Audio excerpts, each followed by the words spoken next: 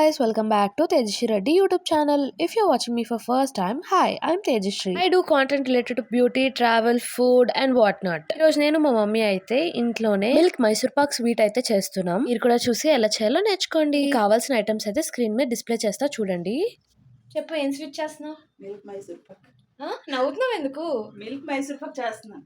శనగపిండి 1/2 కప్పు, పాలపిండి 1/2 cup, milk powder 1 bowl sugar and 1 బౌల్లో మిల్క్ పౌడర్ ఇంకా శనగపిండి కలిపి ఉంది కదా అదనమాట. ప్యాన్ లో ఆయిల్ ఇంకా గీ హీట్ అవ్వాలి. ఇది అయ్యేలోపు 1 కప్ షుగర్ తీసుకున్నాం కదా, దానికి 1/2 కప్ వాటర్ తీసుకొని షుగర్ అన్నది సిరప్ అయినంత వరకు వెయిట్ చేయండి.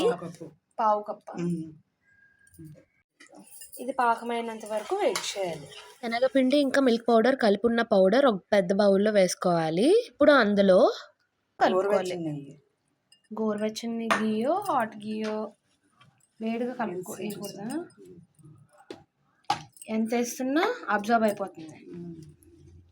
ఎంత ఎక్కువ వేస్తే అంత స్మూత్గా వస్తుందా? ఇక్కడ మధ్యలో మా మమ్మీని ఫుల్గా క్వశ్చన్స్ అడిగి చాలా విసిగిచ్చేసాను, అందుకే ఇక్కడ చాలా సైలెంట్ అయిపోయింది అనమాట. లంప్స్ ఏం లేకుండా ఈ కన్సిస్టెన్సీ అయితే ఇలా ఉండాలి. కన్సిస్టెన్సీ చూపిస్తాను. పాకం ఇలా మమ్మీ వీడియోలో చూపించినట్టు ఫామ్ అయిన తర్వాత శనగపిండి మిక్చర్ తీసుకెళ్లి షుగర్ సిరప్ లో మిక్స్ చేయాలి. ఇక్కడ మా మమ్మీ ఎక్స్ట్రా గీ వేసుకుంది ఎందుకంటే స్మూత్నెస్ కోసం. మీకు కావాలంటే యాడ్ చేసుకోండి, లేదంటే లేదు. సో ఎంత వేసుకుంటే అంత సాఫ్ట్ గా కూడా ఉంటుందంట, అందుకనే ఇదంతా మీడియం ఫ్లేమ్ లోనే చేసుకోవాలి. సో ఇలా దగ్గర పడినంత వరకు కలుపుతూనే ఉండండి. మా టామీకి గీ అంటే చాలా ఇష్టం, అందుకే కిచెన్ లో నుంచి అసలు కదలలేదు ఈ రెసిపీ అయినంత వరకు. స్టవ్ ఎప్పుడు ఆఫ్ చేసుకోవాలని ఎలా తెలుస్తుంది అంటే, ఆ మైసూర్ పాక్ ని ఇలా వాటర్ లో వేస్తే కరిగిపోకుండా ఇలా బాల్ అవ్వాలన్నమాట. అప్పుడైతే స్టవ్ ఆఫ్ చేసేసుకోవచ్చు. ఇలా రావాలన్నమాట.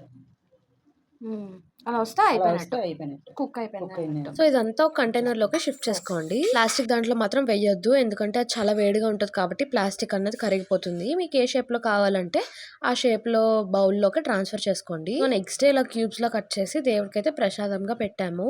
ఐ హోప్ నేను ఇది క్లియర్ గా చెప్పాను అనుకుంటున్నా. సో అంతే, ఇంకా వీడియోకి నచ్చితే like, share and subscribe. Bye bye.